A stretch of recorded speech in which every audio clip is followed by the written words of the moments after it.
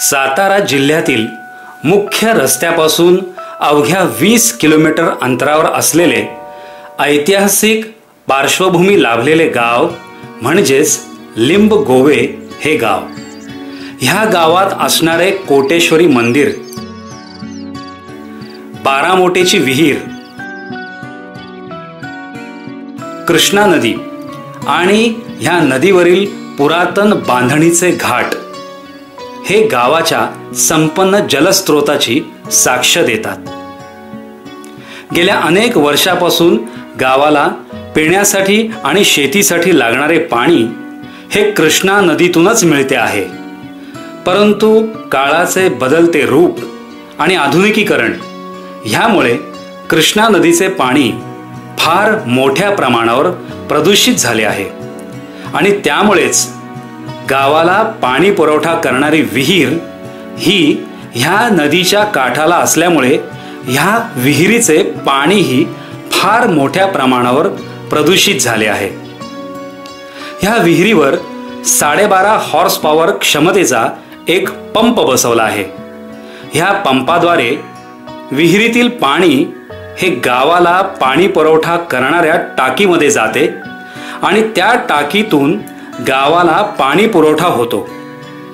कृष्णा नदीच्या प्रदूषित झालेल्या पाण्यामुळे आणि पाण्यात असलेले नैसर्गिकरित्या क्षारांचे जास्तीचे प्रमाण ह्यामुळे ह्या गावाची पाण्याची समस्या फारच बिकट झाली आहे।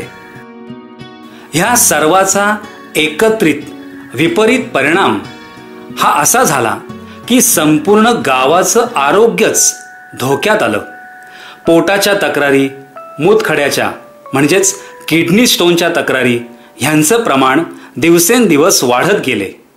अगोदरचं पाणी खूपच खराब होतं, म्हणजे असं पाण्याची भांडी वगैरे खराब होत होते प्रमाणाच्या बाहेरच, म्हणजे पाणी म्हणून ते नंतर आम्ही त्याचं हे पण केलं, बिस्लरीचं पाणी बघितलं, चेक केलं आणि घरचं पाणी बघितलं ते पण चेक केलं मशीनवर आणि ते खूपच खराब होतं। आम्ही नंतर सरपंच होते ना प्रकाश भोसले, त्यांना पण आम्ही म्हणजे त्यांच्या समोरच असं चेक केलं पाणी। ह्याशिवाय केसांच्या तक्रारीही वाढत होत्या।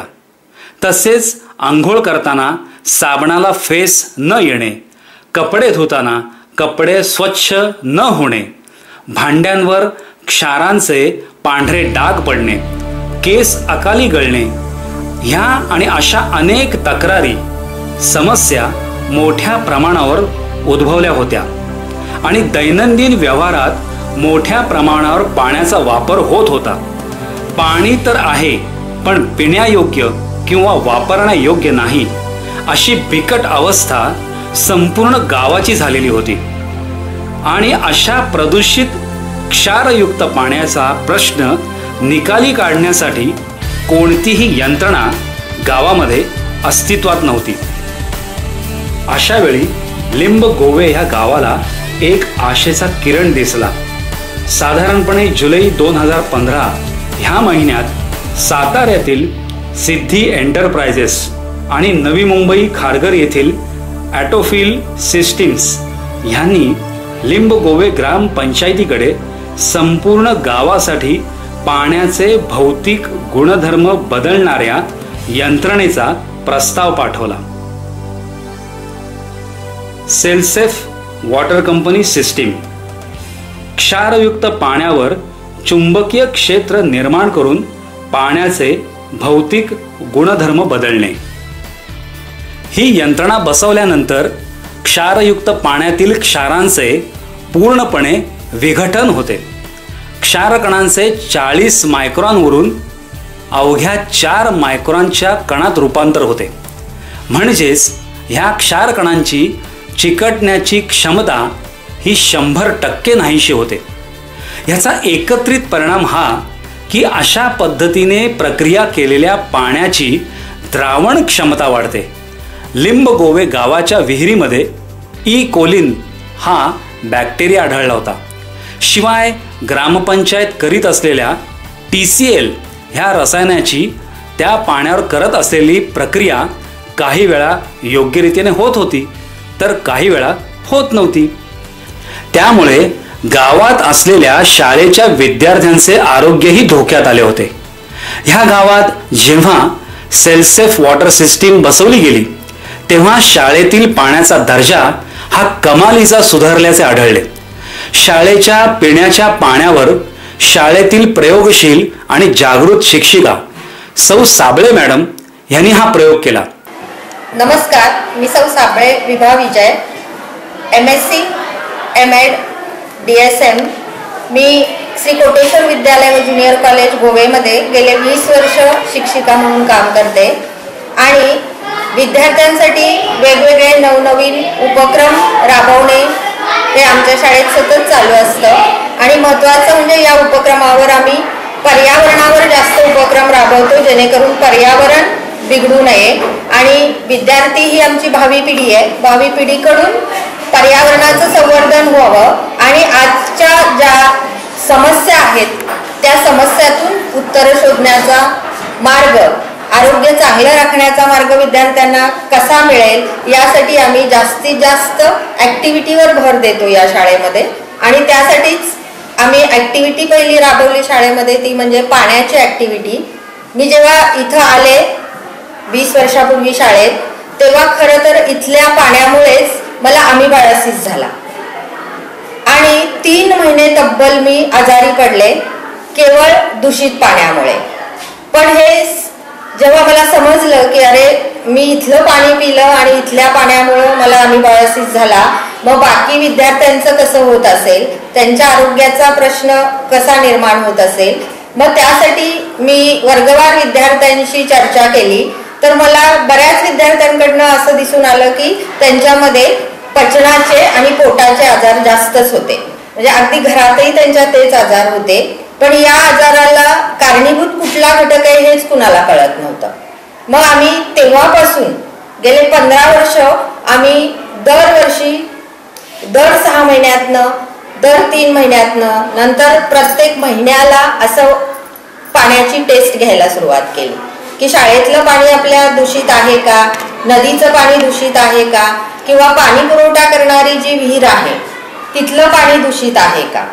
साबळे मॅडमनी शाळेच्या टाकीतील पाण्याची हायड्रोजन सल्फाइड ही चाचणी घेतली. ह्या चाचणीत शाळेच्या पाण्याचे नमुने त्यांनी घेतले आणि तपासण्या केल्या. त्यामध्ये ह्या पाण्यात क्षारांचे प्रमाण तर जास्त होतेच, शिवाय ह्या पाण्यात मानवी मलमूत्राचा काही अंशही आढळला.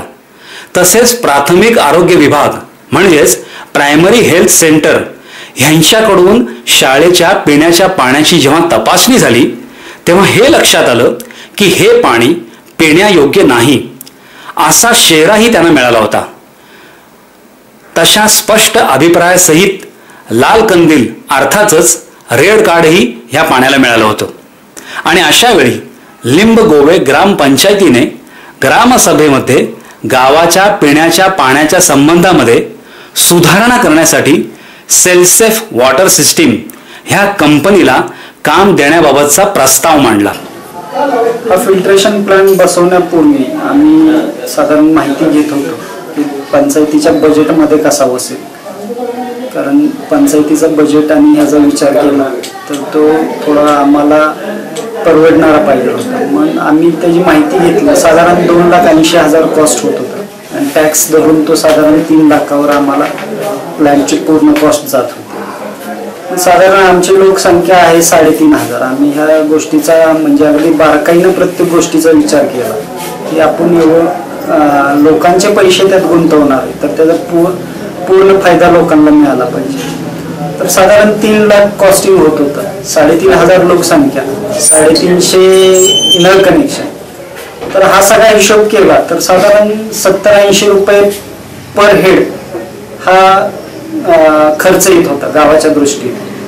आज जर विचार केला तर आपण जे पोटाच्या तक्रारी येत आहेत वगैरे त्यासाठी आम्ही डॉक्टरांच्याकडे गेलो तर एका टाइमला आमचे 200-300 रुपये जात होते.